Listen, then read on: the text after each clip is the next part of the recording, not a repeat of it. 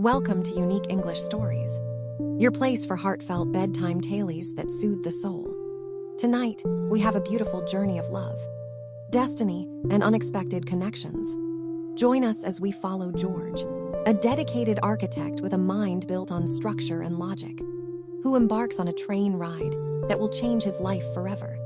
As the hours pass and the world blurs by outside the window, little does he know that love is about to find him in the most unexpected of places. A train journey to love. The sun was dipping below the horizon, casting a golden hue across the sky. George, with a quiet weight on his heart, walked through the crowded train station. Life had always been so clear for him: order, logic, structure, but today nothing felt certain.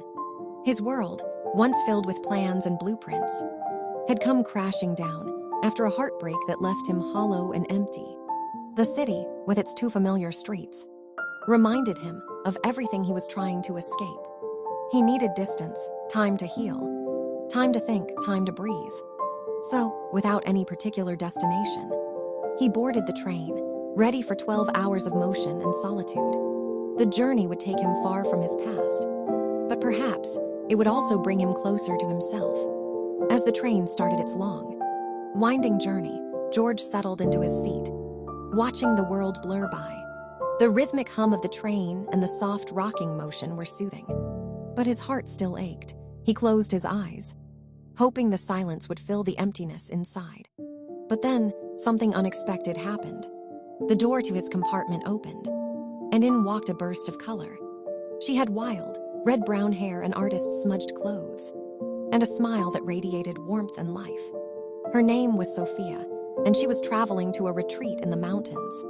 Her energy filled the space as she smiled brightly, her voice soft yet confident. "Hi, is this seat taken?" she asked. George blinked, caught off guard by her warmth. She was so alive, so free. He wasn't used to people like her, people who could be so fully themselves without hesitation. "No, it's free," he replied, his voice low but kind, gesturing to the seat across from him. Sophia sat down, and immediately, the compartment felt less lonely.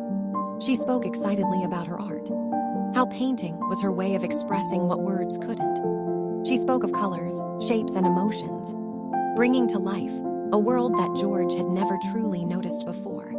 "I paint what I feel," she said, her eyes sparkling as she spoke.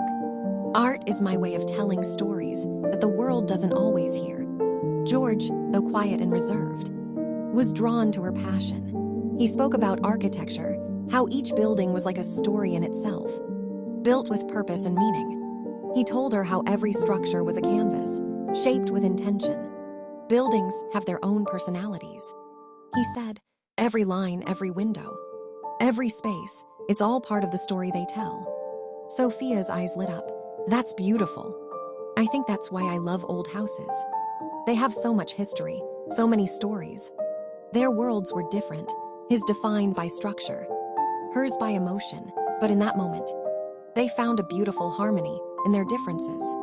The hours slipped by as the train wound through rivers, fields, and mountains, each landscape a new chapter of their shared journey. They talked, laughed, and even sat in comfortable silence, enjoying each other's presence. George, who had spent so much of his life in his head, found himself laughing like he hadn't in months. Sophia, who lived in the fluidity of emotions, found solace in his steady, quiet nature. As the sun set and night fell, the gentle rocking of the train seemed to weave them closer together. Occasionally, Sophia would sketch him in her notebook, her pencil tracing the outline of his face. "You're drawing me again," George teased, a soft smile on his lips. Sophia didn't look up. "I like the way you look when you're thinking," she said with a hint of a smile. "You look like you're building something, even when you're not." George's heart warmed at her words. A connection, deeper than anything he had felt in a long time, was forming between them. As the train neared its final stop, an unspoken sadness hung in the air. The journey, which had felt like an eternity of discovery, was coming to an end. Both George and Sophia sensed it, the ache of a goodbye they weren't ready for. The mountain air was crisp as they stood on the platform. Sophia was headed to her retreat, while George had plans to continue his journey. They stood there, unsure of what to say. A million unspoken words hung between them. And yet, they both felt the same hesitation. What if I ask for his number, and he thinks I'm rushing things? Sophia wondered, feeling a slight unease in her chest. What if this is just a fleeting connection for her? George thought, his heart unsure. They smiled, the moment stretched thin between them. Neither wanted to let go, but the words that could keep them connected seemed just out of reach. Well, Sophia finally said, forcing a smile. This was a lovely journey. George nodded, his voice barely above a whisper. Yes, it really was. She paused, as if she was about to say something more. George felt the same pull in his chest. But before either of them could act on it, the bus to her retreat arrived. She gave him one last look, her gaze lingering, before turning and walking away. George stood frozen, watching her disappear into the distance, a heaviness settling in his heart. Days passed, but George couldn't shake the feeling of missing her. He tried to focus on his work, but everything seemed dull and colorless without her laughter, her spark, her way of seeing the world. He missed her more than he cared to admit. Sophia, too, felt a void. The retreat was peaceful, beautiful even, but it didn't feel complete without George. Her sketches of him filled her notebook. But no matter how many times she drew him, it never felt like enough. Why didn't I ask for his number? She wondered, the thought haunting her. She had to know if he felt the same way. Then an idea came to her. She remembered the name of his firm, Stonemont Designs. It was a well-known architecture firm in the city. Without thinking twice, she grabbed a piece of paper and poured her heart onto it. I regret not asking for your number. She wrote, our time together meant so much to me. I wish we could meet again. She addressed the letter carefully. George Adams, architect. Stonemont Designs, City Center. Weeks later, George returned to his office after a long day. He had tried to bury the feelings, tried to move on, but the thought of Sophia lingered in the corners of his mind. His assistant handed him a letter, thick and slightly smudged, with no name on the sender's address. His fingers trembled as he opened it.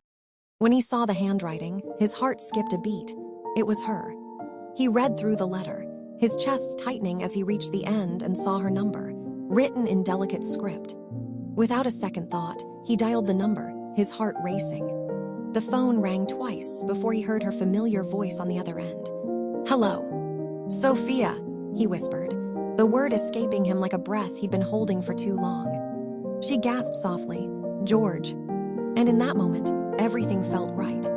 The distance between them, the time apart, none of it mattered anymore.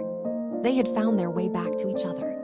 As the days turned into weeks, George and Sophia found that love, though it may have started as a fleeting encounter, was built to last. Their bond grew stronger with each passing moment, each shared laugh, each quiet conversation. They learned to navigate their differences, her world of colors and creativity, his world of structure and design, and found harmony in their love.